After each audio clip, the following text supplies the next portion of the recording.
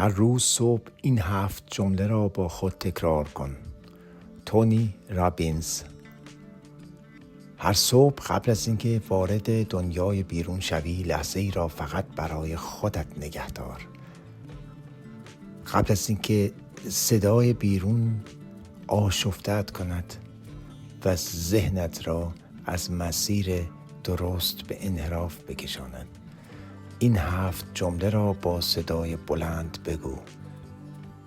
آنها را احساس کن و به آنها ایمان داشته باش. اجازه بده روزت را شکل بدهند.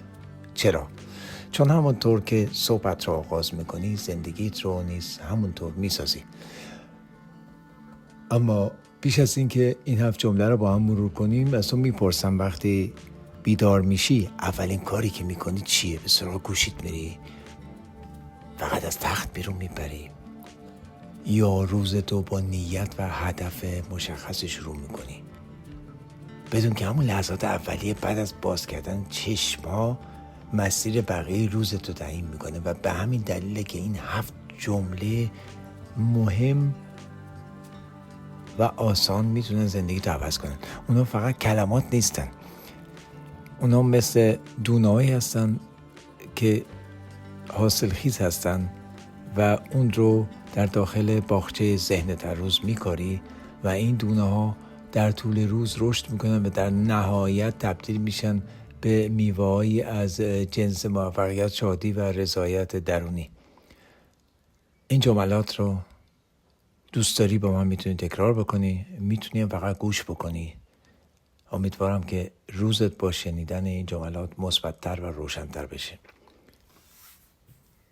امروز من خوشحال بودن را انتخاب میکنم. دقت کن به کلمه انتخاب. خوشبختی چیزی نیست که صرفاً برایت اتفاق بیفتد. این تصمیمی است که خودت میگیری، لحظه به لحظه، روز به روز. وقتی روزت را با انتخاب شادی شروع میکنی، خودت را برای یک روز پر از انرژی مثبت آماده میکنی.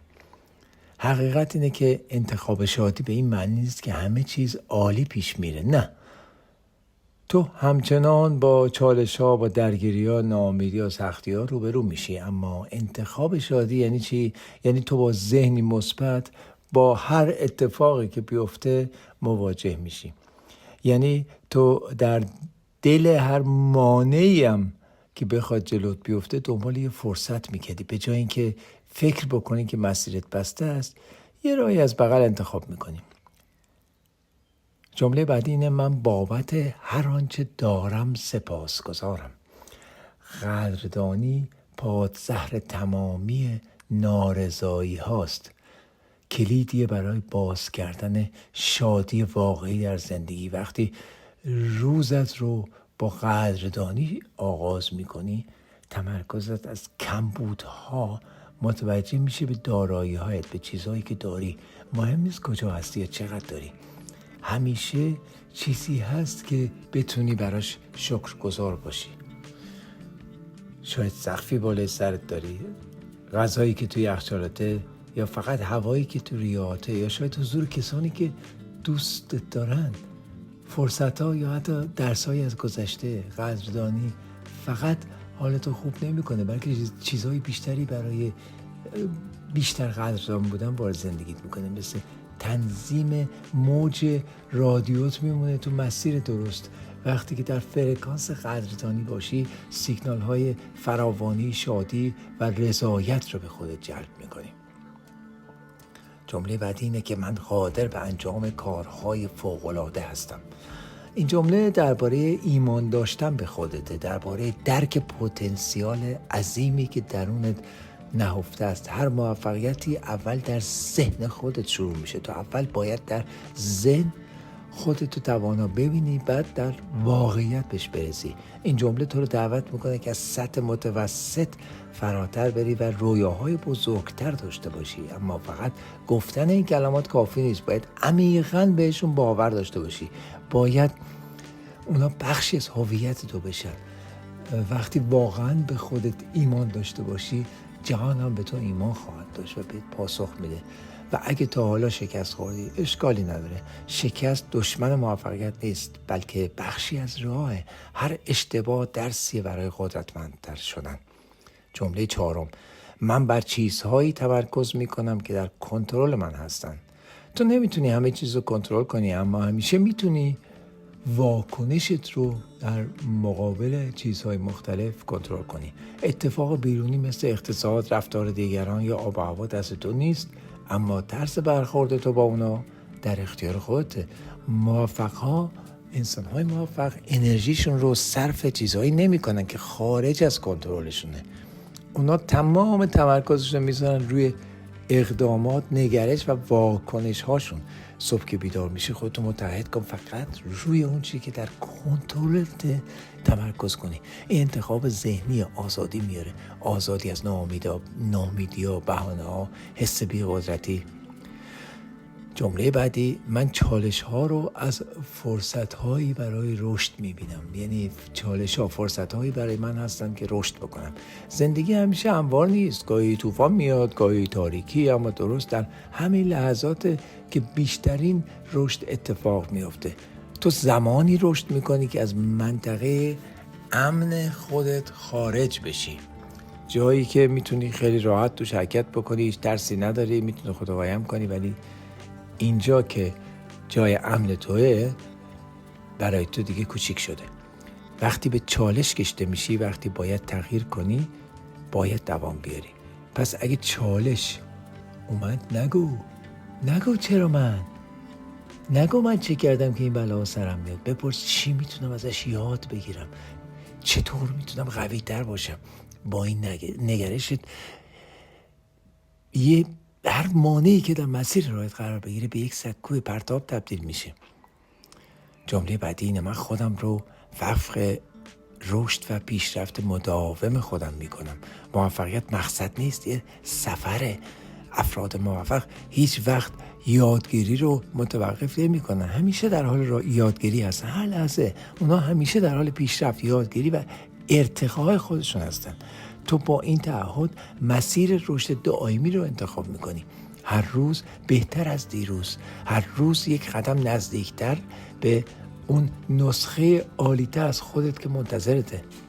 برای پیشرفت تلاش‌های ارادی و گاه بی‌قاعده لازمه. باید اراده داشته باشی برای اینکه از محدوده امن خودت خارج بشی، چیزهای جدید رو انتخاب کنی و با نقاط ضعفت روبرو بشی. این کار نیاز به انضباط، پافشاری و تمایل درونی برای تبدیل شدن به بهترین نسخه خودت داره. خب چطور این تعهد رو به عمل تبدیل میکنی؟ از چیزهای کوچیک شروع کن. زمانی رو برای یادگیری اختصاص بده. کتاب بخون، به پادکست گوش کن، در دوره‌های آنلاین شرکت کن و آماده باش که بر اساس این یادگیری‌های جدیدی که داری تکرار بکنی. از تجربه‌های خودت یاد بگیر و در هر کاری که انجام میدی به دنبال درسایی باش که بهت میده. یاد بگیر که بهبود یعنی مقایسه امروزت با دیروزت، نه با دیگران. یعنی پیشرفت مداوم، حتی اگه کوچیک باشه. هر قدم کوچیک در طول زمان جمع میشه و این بهبودهای تدریجیه که با هم ترکیب میشن و کل مطلب رو میسازن. قبل از اون که متوجه بشی، از اون جایی که بودی جلوتر رفتی که حتی فکرش هم نمی کردی. جمله هفتم و آخر که باید هر صبح به خود بگی اینه: امروز تصمیم میگیرم تأثیری مثبت بذارم. این یعنی زندگی با هدف، یعنی که بفهمی زندگی فقط درباره موفقیت شخصی نیست، بلکه درباره تغییریه که میتونی در دنیای اطرافت ایجاد کنی. رضایت واقعی از چیزی که به دست میاریم نمیاد، بلکه از چیزی که خودمون سعی میکنیم از دستش بدیم، حتی یا به دیگران تقدیم کنیم.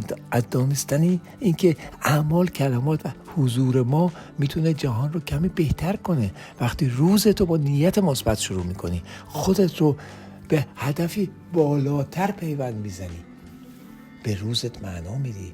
فراتر از جاه طلبی های شخصی، تأثیر مثبت گذاشتن نیازی به کارهای بزرگ یا قهرمانانه نداره. گاهی فقط یک کلمه محبت آمیز به کسی که به حمایت نیاز داره، یا کمک به یک همکار، یا تلاش برای بهتر کردن روز کسی دیگه کافیه. میتونه در این باره باشه که کارت رو با کیفیت انجام بدی، طوری که مشارکت مهم تلقی بشه، یا اینکه دیگران رو با احترام و مهربانی باشون رفتار کنی و انرژی مثبت رو همه جا پخش کنی. نکته زیبایی مثلا اینه که وقتی روی تاثیر گذاشتن مثبت تمرکز میکنی، انرژی چندین برابر به خودت باز میگرده، شادی بیشتری تجربه میکنی، رضایت عمیق‌تری از کار و معنا در روابطت پیدا میکنی. این معنا برای ایجاد تفاوت میتونه محرک قدرتمندی باشه، تو رو به جلو هل میده تا بیشتر تلاش کنی، از چالش ها عبور کنی و در هر کاری به دنبال تعالی باشی. وقتی بفهمی که اعمالت، قدرتت اثرگذاری مثبت رو دیگران داره، به منبعی عمیق‌تر از انگیزه و قدرت دست پیدا میکنی، فراتر از منفعت شخصی. خب حالا همه چیز رو جمع‌بندی کنیم. 7 عبارت قدرتمند که هر روز باید به خودت بگی چیه؟ یکیش امروز میخوام خوشحال باشم. دومش اینه که برای هر چیزی که دارم سپاسگزارم. جمله سوم چیه؟ میتونم کارهای بزرگی انجام بدم. جمله چهارم روی چیزهایی تمرکز میکنم که در کنترل من هستن. جمله پنجم چالش ها رو به عنوان فرصت های رشد میبینم. جمله ششم متعهد به بهبود مستمر هستم. و جمله هفتم امروز تصمیم میگیرم تأثیر مثبتی بذارم. حالا تصور کن که هر روز با این جملات شروع کنی. تصور کن که چقدر مثبت‌تر، مقاوم‌تر، توسعه یافته‌تر و موثرتر میشی. اما به خاطر داشته باش تنها گفتن این جملات یک بار کافی نیست. باید اینا رو در ذهن و قلبت جا بدی و این نیاز به تکرار، تعهد و انضباط داره. پس این چالش من برای توه. در 30 روز آینده هر روز صبح این 7 جمله رو با صدای بلند بگو، بنویسشون، حقیقتشون رو در قلبت احساس کن و ببین که چطور زندگی شروع به تغییر میکنه. افراد موفق روزشون رو با نیت و هدف آغاز میکنن، ذهن خودشون رو تنظیم میکنن قبل از اینکه از تخت خواب بیرون بیان. خودشون برای مثبت اندیشی، بهره‌وری و هدفمندی آماده میکنن. دقیقاً همون کاری که این 7 عبارت برای تو انجام میده. اونا تو رو برای موفقیت آماده میکنه، تو رو برای روبرو شدن با چالش ها تجهیز میکنه، تو رو به یاد توانایی ها و پتانسیل های درونیت میندازه. اما به خاطر داشته باشی این جملات فقط نقطه شروعن. آنچه بعد از گفتن اونا انجام میدی به همون اندازه اهمیت داره. اگه میگی امروز میخوام خوشحال باشم، باید تصمیماتی بگیری که شادی رو به همراه دارن.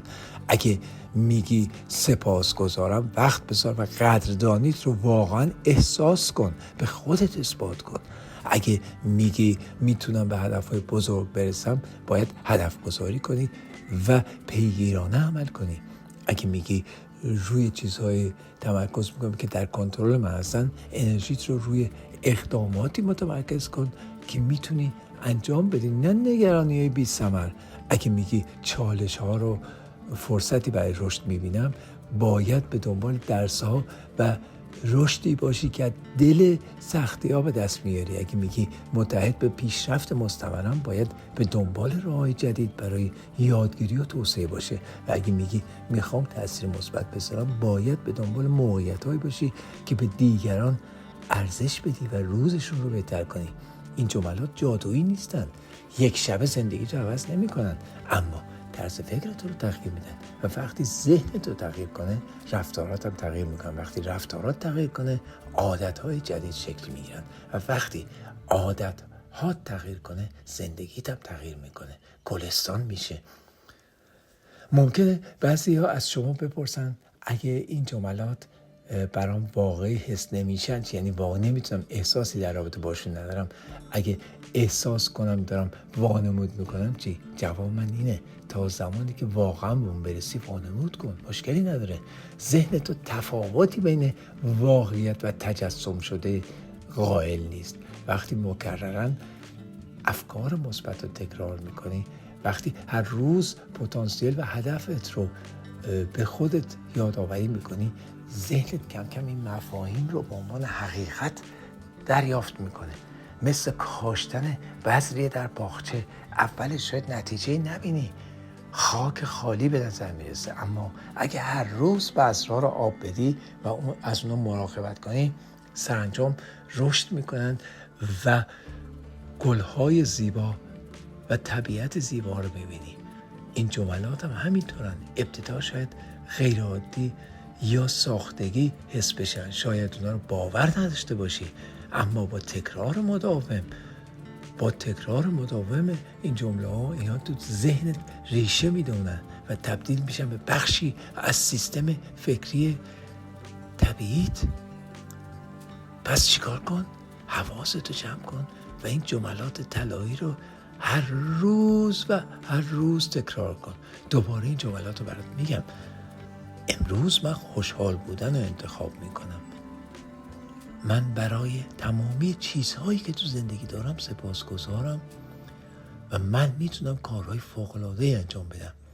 روی چیزهایی تمرکز میکنم که روشون کنترل دارم. چالش‌ها رو به عنوان فرصتی برای رشد میبینم و خودم رو وقف رشد و پیشرفت مداوم میکنم. امروز رو با عشق و هدف و قدرت شروع میکنم. با آرزوی موفقیت برای شما، آکادمی کانکت کولتورا سالزبورگ.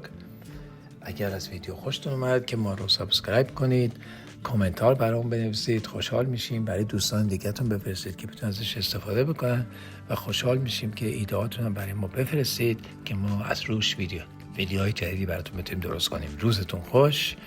خدا حافظ همگی.